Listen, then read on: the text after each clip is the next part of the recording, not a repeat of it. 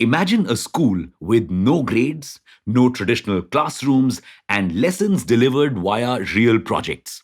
This is exactly the kind of school Elon Musk has built for his kids. It is called Ad Astra, which is Latin for reaching the stars. But why did Musk feel the need to develop a school of his own? Welcome back to Revolution Read On, a daily podcast where we break down one story from the world of business and finance. Click on the subscribe button to never miss an update from us. Here's your story for today. How many of us actually apply what we learned in school in our daily lives nowadays?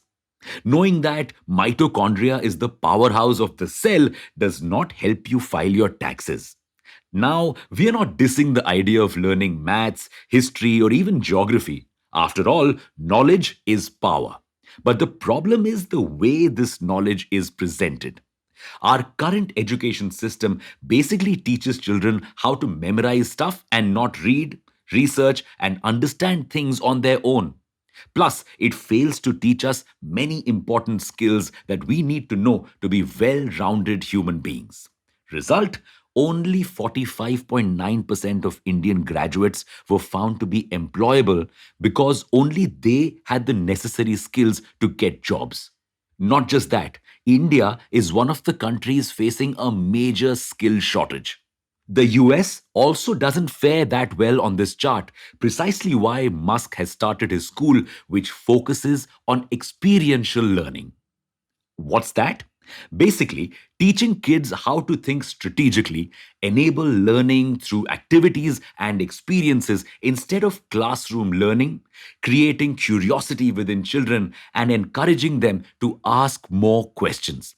But the problem is, such schools are few and far between, and often they are only accessible to the privileged and the rich. So, the global skill shortage is set to continue.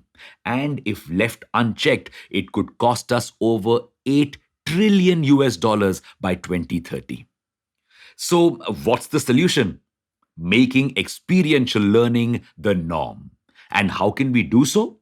If you've been following us, you already know the answer through startups. One such startup is Deep Thought, which is focusing on self actuated learning. It is trying to make every student into a mini researcher, enabling them to think for themselves. The company is currently focusing on IIT JEE, STEM, and maths classes for school going children. It also has a class for mothers to help them understand how to best teach their children.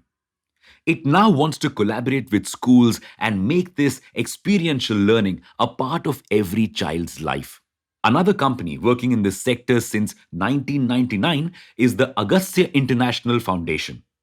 It has deployed over 200 mobile vans and 250,000 teachers who go from school to school to teach children through experiments and activities.